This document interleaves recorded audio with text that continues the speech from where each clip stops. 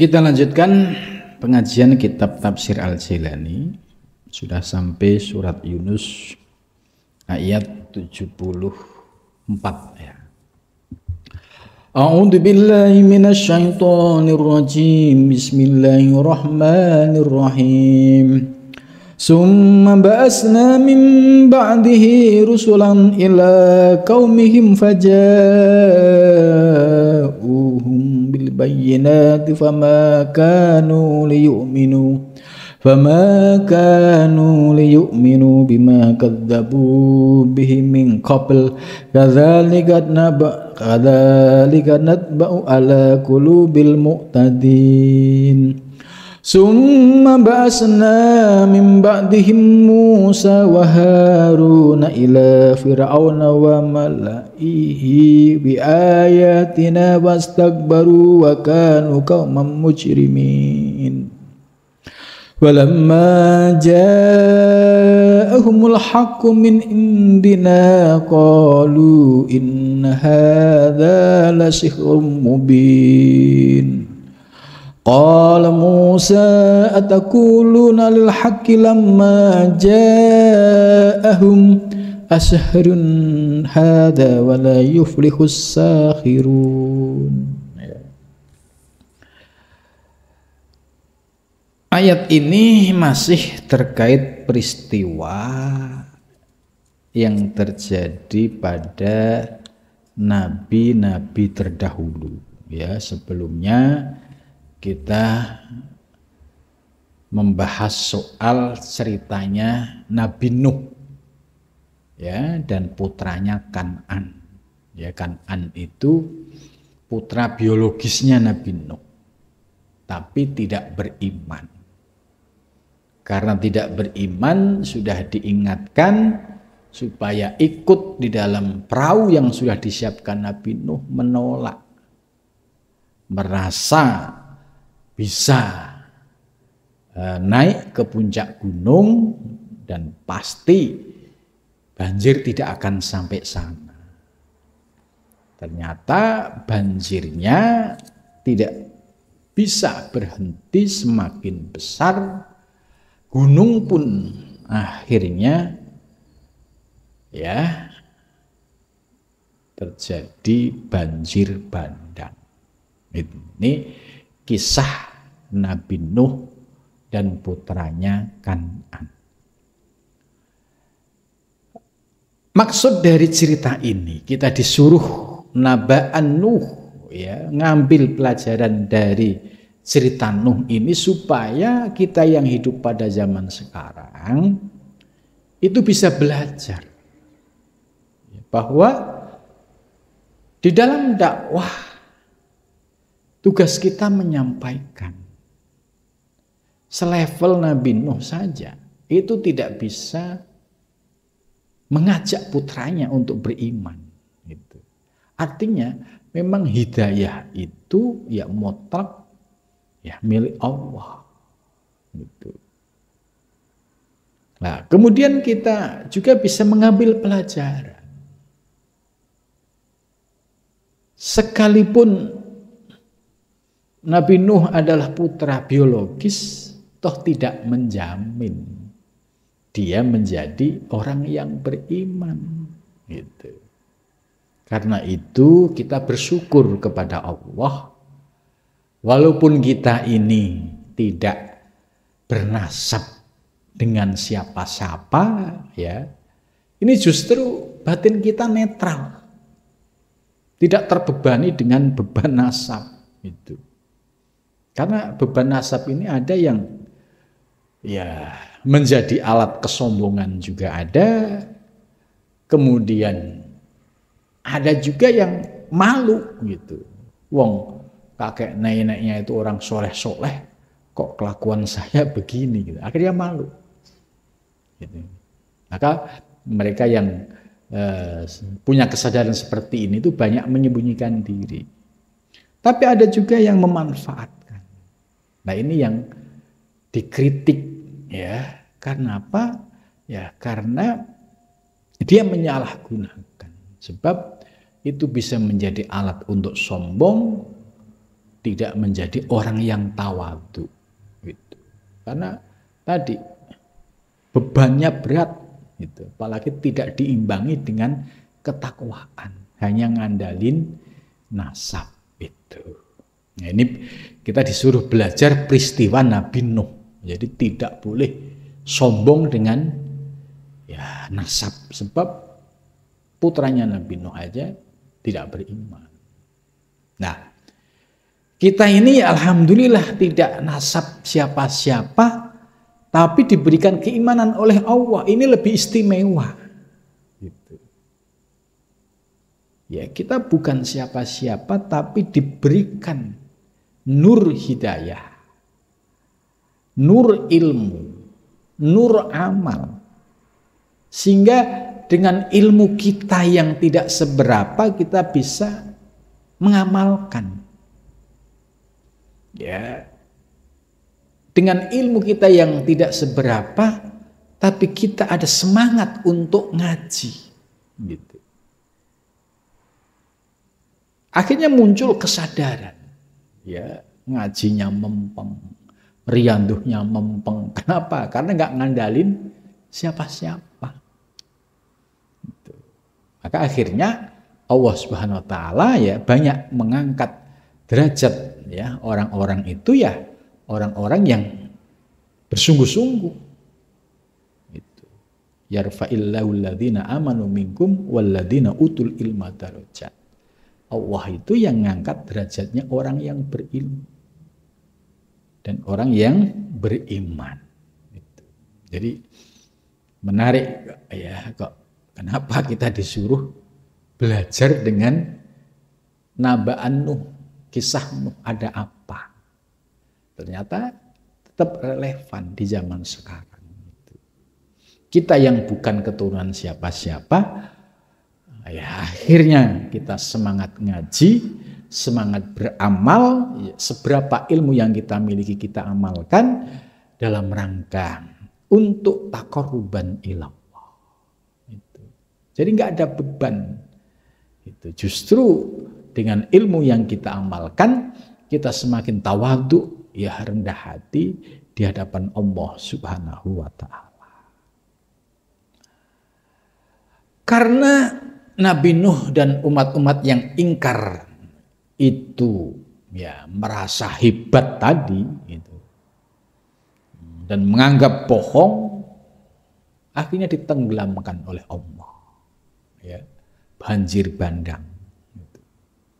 Sama orang yang membanggakan atribut-atribut ya seperti nasab dan lain sebagainya, kok dibangga-banggakan berlebihan, ya tidak mau ngaji, tidak mau beramal, ya, pasti juga akan ditenggelamkan oleh Allah Subhanahu Wa Ta'ala. Jadi kasusnya beda, cuma secara substansi ada kesamaan. Gitu. Jadi orang sekarang kok membanggakan seperti itu, ya pasti akan ditenggelamkan oleh Allah karena ada keangkuhan dan kesombongan di dalamnya. Itu. Maka bersyukur kita tidak ada beban psikologis. Karena apa ya? Enggak anak siapa-siapa, enggak ada nasab yang kita banggakan, sehingga penyakit ujub itu paling tidak sudah teratasi. Beda dengan orang yang punya beban nasab itu, aduh, menghilangkan keakuan itu. Ketemu orang yang waduh ini cukup berat. Maka Imam Ghazali di dalam kitab Bidayah itu salah satu penyebab ujub dan takabur itu adalah nasab. Kemudian selanjutnya, summa ba'asna min ba'dihi rusulan. Summa ba'asna, jadi setelah kehancuran umat Nabi Nuh, ya, kemudian berikutnya Allah mengutus min ba'dihi, sesudahnya, ay min ba'di Nuh, yaitu sesudah Nabi Nuh, rusulan, yaitu utusan, ila kaumihim, kepada kaum mereka, faja'uhum, maka datang mereka ya kepada mereka, bil bayyinati, dengan bukti-bukti yang jelas atau dengan mukjizat yang jelas ya, seperti Nabi Ibrahim, Nabi Ismail, Nabi Musa, Nabi Isa, itu ya didatangkan oleh Allah setelah nabi-nabi sebelumnya ya, mereka diberikan mukjizat oleh Allah gitu. Famakanu, akan tetapi umat mereka ya, tidaklah mereka liyu'minu, mereka beriman gitu ya. Zaman Nabi Musa ya, didatangkan oleh Allah ya pada kaum zaman itu ya, yang dikenal dengan Bani Israel, yang dikenal dengan ada tokoh Fir'aun gitu ya. Ya, Nabi Musa sudah didatangkan dengan segala mukjizatnya, tetap saja wa makanu liyu'min, tetap mereka tidak beriman. Kalau putra Nabi Nuh dan umatnya yang tidak beriman ditenggelamkan oleh Allah ya, melalui banjir bandang, orang yang hidup pada zaman Nabi Musa yang mereka ya sombong tadi, angkuh tadi seperti Fir'aun ya, sudah ditunjukkan mukjizat Nabi Musa, tetap saja mereka tidak beriman. Akhirnya apa? Digulung oleh ombak itu, diruntuhkan kesombongannya itu. Ya, pada zaman sekarang juga sama. Orang yang membanggakan harta, membanggakan pangkat, membanggakan nasab, sama pasti akan diruntuhkan oleh Allah Subhanahu wa taala. Karena apa? Ini menjadi hijab. Batin itu harus steril. Enggak ada yang layak untuk kita sombongkan. Ya. Harta enggak ada yang kita sombongkan, karena harta itu ya amanah. Pangkat ya nggak ada yang kita sombongkan, karena itu juga amanah. Coba kalau orang yang sudah sombong dengan jabatan, sombong dengan harta, sombong dengan nasab, pasti akan digulung ya oleh Allah Subhanahu wa taala. Gitu. Ini kisah-kisah zaman dulu tetap relevan dengan kehidupan zaman sekarang, cuma bentuknya beda. Gitu. Secara substansi sama. Orang yang angkuh, sombong, menolak kebenaran pasti akan digulung oleh Allah Subhanahu wa taala. Fama kanu liyu'minu, tetap mereka tidak beriman. Bima kadzabu bihi, dengan mereka menganggap bohong apa yang dibawa oleh para nabi min qablu, dari sebelumnya. Kenapa demikian? Kadzalika, demikian itu, natba'u ya, aku menutup, mengunci ala qulubil mu'tadin, atas hatinya orang-orang yang menentang. Ya, begitulah Allah menutup, mengunci hatinya Kan'an itu. Begitu juga zaman Nabi Musa, Allah menutup, mengunci hatinya Fir'aun, Qarun, dan Bani Israel. Itu. Ya, itu. Nah, zaman sekarang juga sama.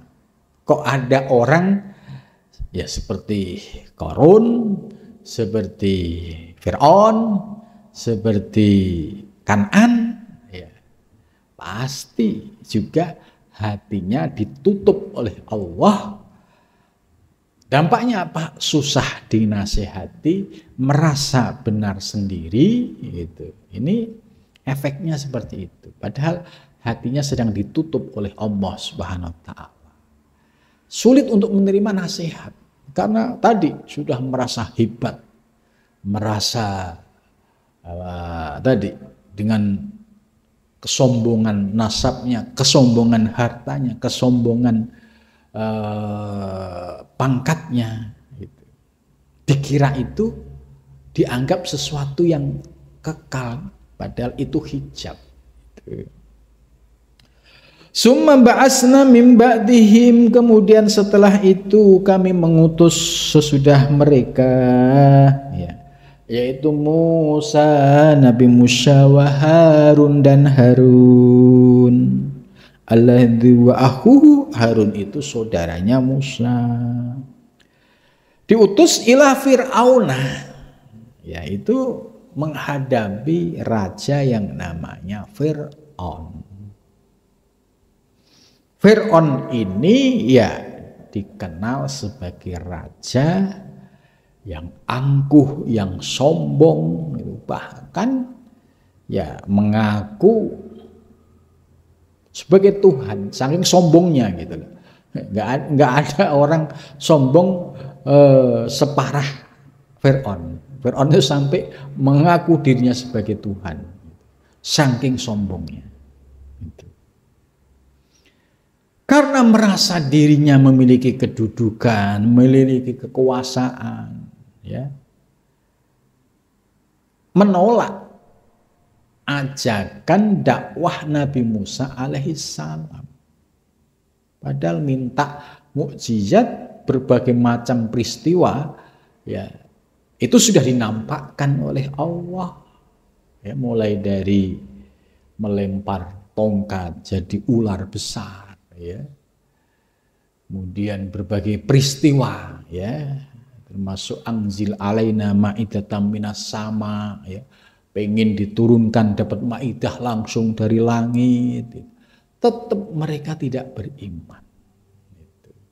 Jadi artinya apa? Orang yang angkuh sombong, ya, dengan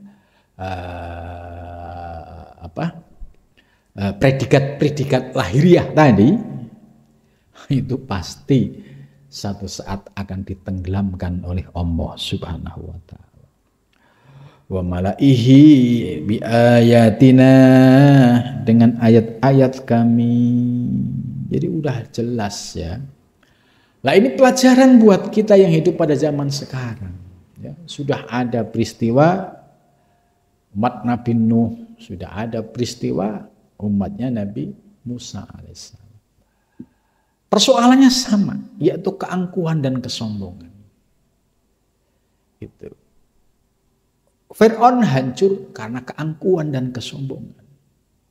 Kan'an hancur karena keangkuhan dan kesombongan. Begitu juga orang hidup pada zaman sekarang, dia angkuh dengan hartanya, pasti suatu saat akan ditunjukkan kemahabesaran Allah, ya, tiba-tiba usahanya bangkrut, tiba-tiba macet, tiba-tiba ludes semua. Orang yang sombong dengan pangkatnya, tiba-tiba bermasalah, tiba-tiba dipecat, tiba-tiba urusan dengan pihak berwenang. Gitu. Akhirnya runtuh semua keakuan dan kesombongan itu. Nah, ini artinya menjadi pelajaran kita yang hidup pada zaman sekarang itu. Oh iya. Jadi al-ibrah bi umumil labdi la bi khusus sabab. Jadi yang kita bisa ambil dari peristiwa cerita Nabi Nuh, cerita Nabi Musa, oh iya, yaitu substansinya sama. Kalau orang zaman sekarang kok angkuh sombong tadi, penyebab angkuh kan ya ada karena nasab, ada karena harta, ada karena jabatan, kok itu dibangga-banggakan, disombongin, pasti runtuh. Ya, tidak akan kekal karena ada yang maha segala-galanya, ada yang punya kesombongan yang hakiki, yaitu Allah Subhanahu wa ta'ala. Itu. Fastakbaru, maka mereka bersikap sombong, gitu ya, disuruh untuk melepas keakuan, keegoannya. Kamu jangan sombong dengan nasabmu, jangan sombong dengan hartamu, jangan sombong dengan pangkatmu. Kalau orang yang lagi posisi seperti itu susah. Nah, paling loh, emang kamu siapa? Ente siapa? kok ngasih nasihat saya gitu kan. Nah, baru ketika Allah menunjukkan sifat qaharnya ya, digulung oleh keadaan ya, akhirnya mengalami sebuah kondisi yang ujian, baru merasakan oh ya saya ternyata nggak punya daya dan kekuatan apa-apa. Wa kanu, dan mereka ada kauman sebagai kaum mujrimin, yaitu orang-orang yang melakukan dosa. Itu. Falamma ja'ahumul haq, maka tatkala datang kepada mereka umat terdahulu al-haqqu, apa kebenaran, min indina, dari sisiku, dari sisi Allah ya, melalui yang dikirimkan kepada para nabi ya, Nabi Nuh, Nabi Musa ya, kalau kita hidup pada zaman sekarang ya Nabi Muhammad, kemudian dilanjutkan oleh para ulama, para kiai ya, itu kebenaran-kebenaran yang sumbernya min indina, dari sisi Allah Subhanahu wa taala. Qalu, mereka berkata ya, sama ini kalau orang zaman sekarang ketika ada dinasihatin gitu, karena merasa kaya, merasa punya nasab, merasa pasti in hadza, karena min farti utuwihim, dia ya ego, susah untuk menghilangkan keangkuhan, kesombongan itu susah. Orang yang lagi sombongnya muncak itu sulit dinasihati gitu ya. Qalu inna hadza lasihrun mubin. Inna hadza, sesungguhnya ini, maksudnya ini yaitu kebenaran ya, seperti Nabi Nuh ngajak putranya ya ditolak, Nabi Musa ngajak Fir'aun juga ditolak. Nah, paling akhirnya dia menuduh inna hadza lasihrun mubin. Paling itu sihir yang nyata. Ya, zaman sekarang juga sama. Ya, ketika ada orang yang angkuh sombong dinasihati untuk meruntuhkan keakuan, paling ya muncul keangkuhan kesombongannya ya, paling dengan kalimat-kalimat yang merendahkan.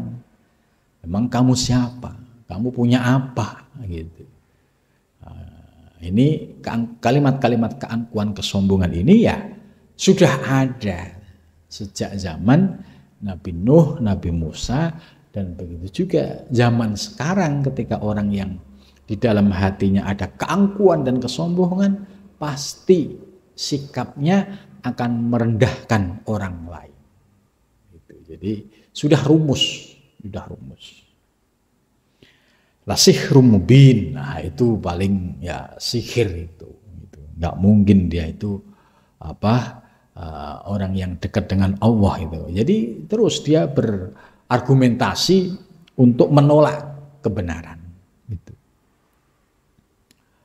Qala Musa, qala berkata siapa Musa alaihissalam, atakulun, apakah kamu berkata lil haqqi, kepada kebenaran, lamma ja'akum, tatkala datang kepadamu. Apakah kamu tetap ngomong ketika kebenaran dibawa di hadapanmu? Asihrun hadza, apakah ini sihir? La yuflihu, maka la yuflihu, tidak akan menang, tidak akan sukses. As-sahiruna, yaitu orang-orang yang sihir. Jadi ini membantah bagi kaumnya Nabi Musa yang mereka ya sudah didatangkan kebenaran tapi masih menolak. Nah, ketika dia menolak, orang yang seperti ini tidak bakal selamat dunia dan akhirat. Nah, kita yang hidup pada zaman sekarang bisa mengambil substansi ibroh dari peristiwa Nabi Nuh alaihissalam dan juga peristiwa Nabi Musa alaihissalam. Mudah-mudahan kita senantiasa diberikan kelembutan hati, diberikan sikap tawadhu ya, dan diberikan istiqomah menuju Allah Subhanahu wa taala.